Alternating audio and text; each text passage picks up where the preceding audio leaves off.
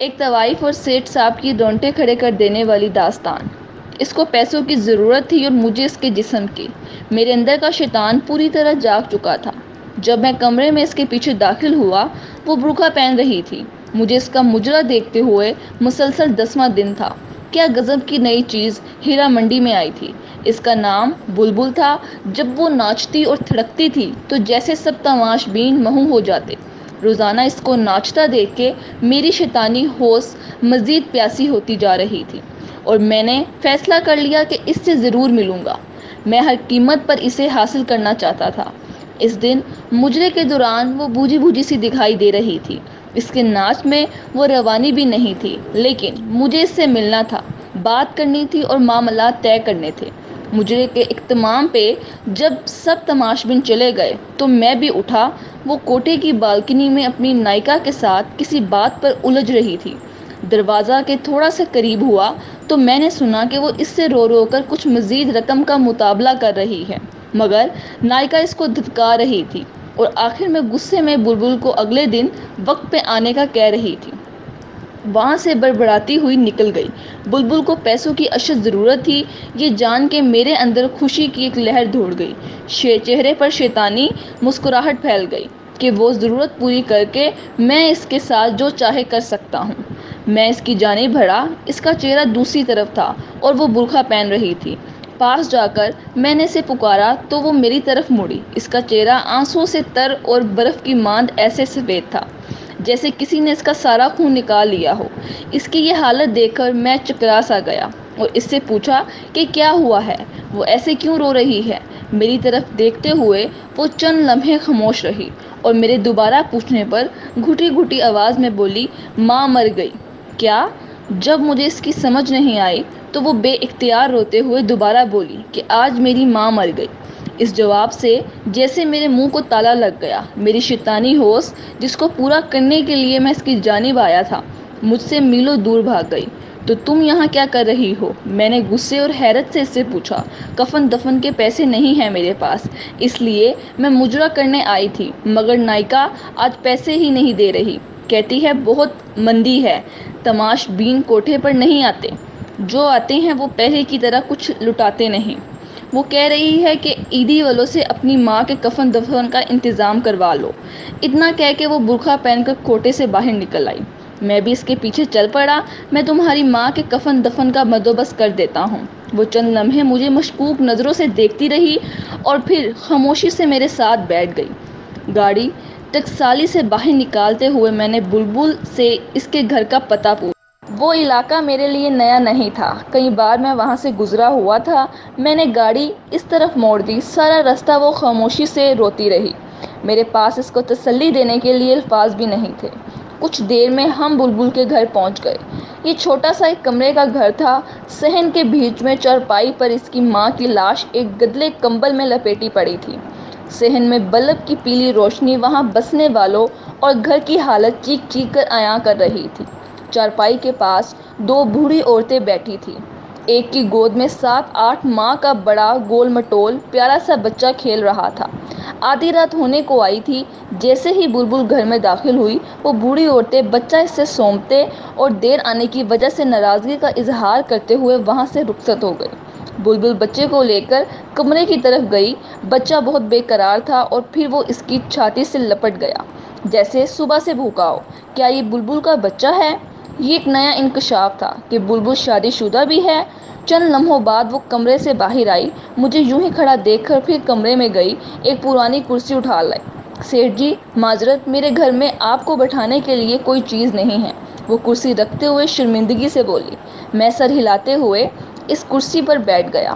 کچھ سمجھ نہیں آ رہا تھا کہاں سے شروع کروں۔ تمہارا اصل نام کیا ہے بلبل؟ بالآخر میں نے اس سے پوچھ لیا۔ وہ چپ رہی، شاید بتانا نہیں چاہ رہی تھی۔ افشاں۔ میرے دوبارہ پوچھنے پر اس نے آہستہ سے کہا، بہت افسوس ہوا تمہاری ماں کی وفات کا سن کر۔ وہ خاموش رہی۔ تمہارا باپ بھائی کوئی ہے؟ اس نے خاموشی سے نہیں میں سر ہلایا۔ یہ بچہ تمہارا ہے؟ اس نے پھر خاموشی سے ہاں میں سر ہلایا۔ تمہارا شوہر کہاں ہے؟ چند لمحوں بعد وہ بولی، چھوڑ گیا۔ تم ہیرا منڈی کیسے گئی؟ تم مجھے ناچنے گانے والی تو نہیں لگتی۔ اب وہ نظریں اٹھا کر مجھے دیکھتی ہوئی بولی، سیٹھ جی قسمت وہاں لے گئی۔ گھر میں کوئی مرد نہیں تھا، ایک بیمار ماں اور بچے کی ذمہ داری تھی۔ کہیں اور کام نہیں ملا تو ناچتے ہوئے بھی مجبوراً یہ راستہ اختیار کرنا پڑا۔ کچھ عرصے تک نائکا نے ناچ گانا سکھایا اور پھر دھندے پر بٹھا دیا۔ وہ مجھے مجرا کرنے کے روزانہ 200 روپے دیا کرتی تھی اور ساتھ میں تماش بینوں کا بچا کچا کھانا، جو میں گھر لا کے اپنی ماں کو کھلاتی ہوں اور خود بھی کھاتی ہوں۔ برقعے میں آتی جاتی ہوں جس سے محلے میں کسی کو پتہ نہیں چلتا اور ایک بھرم قائم ہے۔ سیٹھ جی، ایسی کتنی ہی بے سہارا گمنام لڑکیاں معاشی حالات کے ہاتھوں مجبور ہو کر ان کوٹھوں پر ناچتی پھرتی ہیں۔ آپ لوگوں کو کیا پتا ہو وہ کتنی مجبور ہو کر یہ قدم اٹھاتی ہیں۔ کوئی لڑکی اپنی خوشی سے یوں سب کے سامنے اپنا جسم، اپنی عزت نیلام نہیں کرتی۔ جو لڑکیاں ایک بار اس دلدل میں پڑ جاتی ہیں پھر وہ دستی ہی چلی جاتی ہیں اور پھر اس میں ہمیشہ کے لیے ڈوب جاتی ہیں۔ یہ سب کچھ بتاتے ہوئے افشا کے لہجے میں بے بسی اور بے چارگی تھی، جیسے وہ کسی ناقدرہ گناہوں کی سزا کاٹ رہی ہو۔ میں کچھ دیر سے اس کے چہرے کو دیکھتا رہا، پھر پرس سے چند نوٹ نکالے اور اس کے ہاتھ میں تھما دیے۔ کل اپنی ماں کی تدفین کروا لینا اور بچے کے لیے کچھ خوراک اور گھر کے لیے راشن پانی لے لینا۔ وہ اتنے سارے نوٹ ایک ساتھ دیکھ کر حیران ہو گئی۔ کیا ہوا؟ میں نے اس کو یوں چپ دیکھتے ہوئے پوچھا۔ سیٹھ جی، مجھے ان روپیوں کے بدلے کیا کرنا ہوگا؟ وہ ڈرتے ڈرتے پوچھ رہی تھی۔ شاید یہ سوچ رہی تھی کہ ان نوٹوں کے بدلے سیٹھ پتہ نہیں کب تک اس کا جسم نوچے گا، کب تک اس کو سیٹھ کی رکھیل بن کر رہنا پڑے گا۔ اس کی بات سن کر مجھے اپنے آپ سے اتنی نفرت ہوئی کہ میں خواہش کرنے لگا کہ زمین پھٹ جائے اور میں اس میں سما جاؤں۔ مجھے احساس ہوا کہ میں ذلت اور اپنے کردار کی پشتی کی آخری حد کو چھو رہا تھا۔ میں اس بے حس معاشرے میں ایک تنہا اور بے سہارا لڑکی کی مدد کر رہا تھا، مگر وہ اس کو بھی ایک ڈھیل کے طور پر سمجھ رہی تھی۔ شاید جہاں سے میں اٹھ کر آیا تھا وہاں پر جانے والے لوگوں سے بغیر کسی وجہ کی مدد کی توقع نہیں کی جاتی۔ میں نے لرزتی آواز میں جواب دیا، تمہیں کچھ نہیں کرنا پڑے گا اور تم اب کوٹھے پر مجرا کرنے نہیں جاؤ گی، اپنے گھر میں رہو گی، ہر مہینے تمہیں منی آرڈر مل جایا کرے گا۔ تم نے کرنا بس یہ ہے کہ یہ جو بچہ تمہاری گود میں ہے اس کی تربیت ایسے کرو کہ یہ ایک دن بڑا ہو کر تمہارا سہارا بن سکے۔ یہ جو رقم میں بھجواؤں گا یہ تم پر قرض ہے، اور جب تمہارا بیٹا جوان ہو جائے گا، ایک قابل انسان بن جائے گا تو تم مجھے واپس کر دینا۔ افشا حیران پریشان کھڑی مجھے دیکھ رہی تھی، اس انسان کو جس کے سامنے ابھی وہ ناچ کر آئی تھی۔ وہ اس سے ایسی باتیں کر رہا تھا، پھر وہ بے آواز رو پڑی۔ مجھے وہاں رکا نہیں جا گیا۔ میں نے افشا کے گھر کا پتہ لیا اور اس کو اپنا کیا وعدہ یاد دلا کر وہاں سے رخصت ہو گیا۔ سارے راستے میں یہی سوچتا رہا، مجھے تم سے کچھ نہیں چاہیے، مجھے تم سے کچھ نہیں چاہیے افشا۔ جو تم نے مجھے دیا ہے میں اس کا احسان ساری عمر نہیں اتار پاؤں گا۔ تم نے مجھ میں دفن اس انسانیت کو جگا دیا جو میں دولت اور شیطانی ہوس کے نیچے دبا کر مار چکا تھا۔ تم نے مجھے پھر سے انسان بنایا ہے افشا۔ اس واقعے کے بعد میں ان تمام برے کاموں سے توبہ کر کے اس کی بارگاہ میں گناہوں کا بوجھ لیے حاضر ہوا۔ ہر روز اس کے سامنے اپنے گناہوں کا اعتراف کرتا، اس سے معافی کی درخواست کرتا۔ میں باقاعدگی سے ہر ماہ افشا کو منی آرڈر بھجواتا رہا۔ کئی دفعہ دل کیا میں اس کو مل کر آؤں، جس کی وجہ سے مجھے ان تمام گناہوں اور بدکاریوں سے نجات ملی، مگر ہر دفعہ ایک شرمندگی آڑے آتی رہی کہ کبھی میں اپنی شیطانی ہوس کے لیے اس کا پیاسا تھا۔ اور پھر وقت گزرتا گیا، دن مہینوں میں بدلنے لگے اور مہینے سالوں میں تبدیل ہوتے گئے، مگر میں افشا کو بھولا نہیں تھا۔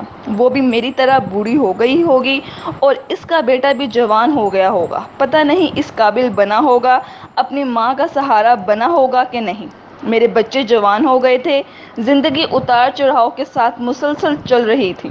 ایک شام چھٹی کے دن جب میں اپنے گھر میں موجود تھا تو ملازم نے آ کر مجھے بتایا کہ ایک عورت اور اس کے ساتھ ایک جوان لڑکا آپ سے ملنے آئے ہیں۔ کون ہیں؟ معلوم نہیں صاحب، پہلی بار ان کو دیکھا ہے، ملازم نے مؤدبانہ لہجے میں جواب دیا۔ اچھا نہیں، ڈرائنگ روم میں انہیں بٹھاؤ، میں آ رہا ہوں۔ کون ہو سکتا ہے؟ یہی سوچتے ہوئے میں ڈرائنگ روم کی طرف بڑھا۔